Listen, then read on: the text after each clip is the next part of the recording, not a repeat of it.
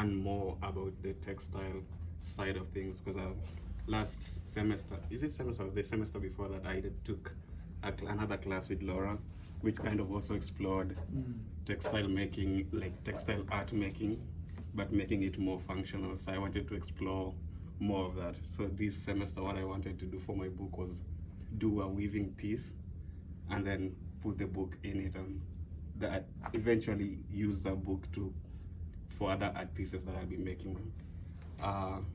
The main part of the piece is this weaving, which I did with one of these looms, the Cricut loom. The weaving mostly was heavily inspired, especially the patterns, heavily inspired by a class Laura taught us on color philosophy, which looked mostly into what Joseph Albers was doing. We kind of played a lot with these colored papers, mixing different colors to kind of come up with the new forms and new ways of interacting with the color. And I was very fascinated by that. So while I was weaving, I had like a whole bag of different colors. So I would like try to play with them, see what I can come up with, and this is basically what I was able to come. I'll open this up. I was able to like achieve with the experimentation, and I feel like maybe yeah, I feel like I'm very proud of what I did, since this is the first time I was weaving. I'm very proud of what I was able to accomplish. I was able to experiment a lot with like changing color patterns, with changing the weft designs, with adding different colors in between different weft designs, and then just playing with like you can see the range of colors I played with. It was a really enriching experience. I feel like I got to understand way more about how to mix different colors, especially like towards the end. I enjoyed this part and this part so much because this was because I was starting out and it came out really well, and this was because I was mixing so many different colors. Like at this point I had this weave, the gray one, and the purplish one going, so it was like 4 or 5 waves going on. So it's just playing with the colors and the yellows, and then towards the end I added another bright orange color, which came out even better. So I guess this was the main part of my book, and I feel like I achieved the goal of experimenting to inspire creation. And I was hoping by doing that I can now use the book. Like I can always, when I go to use the book, I have like more of like a reference point per se, because normally when I use a normal notebook, I'm not drawn so much into the book itself, but into the work I'm doing on the book.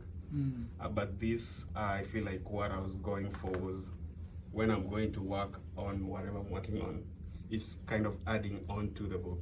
Like the whole thing becomes, if I eventually fill up these pages, it becomes its own single finished piece, but still has like individual pieces in that became new things. If I make a dress, it's a whole new thing, but it's still part of this one piece that started here. And I'm guessing that was my main goal for the book. We also did a little bit of beading, and I explored, I was trying to experiment where to put this within the book so that it kind of follows through, because it was also another very enlightening class. I really enjoyed that class also. But yesterday with Laura, she suggested adding it here, and I really like it because it becomes part of the sections of the book.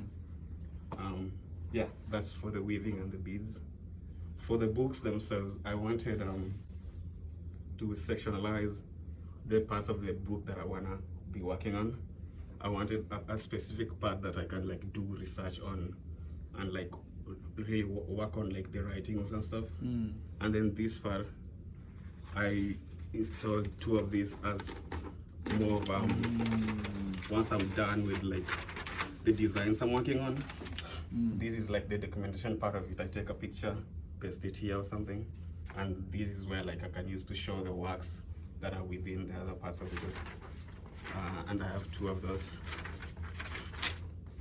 Originally, I wanted to have like 4 because I wanted the book to be 2 different sides of it. I wanted to do a side that is just textile exploration, like doing clothes, doing weaving, doing stuff, and then this other side be other art practices. But I eventually went with just 2 of them. And then these 2 sections are the sketching sections, where I'll be doing a lot of the sketches for the pieces that I'll be working on the other sides. And then the last side of the book is the block prints. Laura had suggested I add something to because previously the sections were just the white spaces. Laura suggested I add something to the top to kind of elevate each part of the book. Originally, the idea in my head was to do a collage in every part of the page, but I'm guessing because of MIT and stuff, like the time it allowed me to kind of explore all of that. So I went with block printing and did a few designs. I had done this previously for the class that we did on block prints and this block. So I wanted to like add on to the 2 that I had. So I converted this by adding another part below, which is kind of like a anthropomorphic image of this. And I combined the 2 to be a character that I eventually used for another class called Intro to Video. The character was like an anthropomorphic expression of indigo the dye, and I got it to like communicate with natural indigo, speaking with that artificial indigo, and trying to make something out of that. So I thought it would be nice to add that as part of the cover for these books, because there's like a lot of history in the dye itself, which kind of fits well within what I'm planning to do here, like having a historical background on textiles and everything. But also I feel like it was a pretty cool, it came out really well, and I was like, it's an enticing way to kind of like draw myself into sketching, because I have like a cover that is very inviting. And then for the other one, this was the previous one, which I actually didn't know what I was gonna do with it. So I decided to add a top part which extends it into like a tree type of thing, because I was trying to explore this motif that kind of pops up almost everywhere in like the textiles around the world, which is like the tree of life. So I was trying to do my own version of it, and I feel like it came out pretty decently. And then yeah, I tried to add a little text here and there, but pretty much that was the end of it. So like block printing on the covers, sewing in the signatures, and then the weaving. Great. That was, yeah. I mean, we can scroll to the next page to just show the process that I was going through. Oh yeah, that was more of another experimentation on closing at the ends. I decided to go with a different hem stitch, because I had tried the one Laura taught us, which was a 2x2, and it didn't really come out as beautiful as I'd hoped. So I explored a different 3 weft, and I really liked how it came out with You invented it. you developed it yourself. And then yeah, and for like more features, I added these towards the end of like the hanging, which adds a little flair to the book.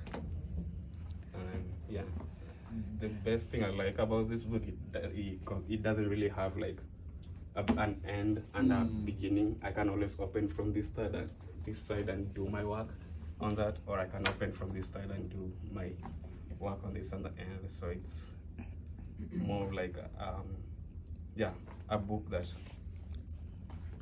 works both ways, and it's really beautiful in my opinion. Thank you. Yeah, and that is my project. Thank you. Are there more pages there? No. That's it. Thank you.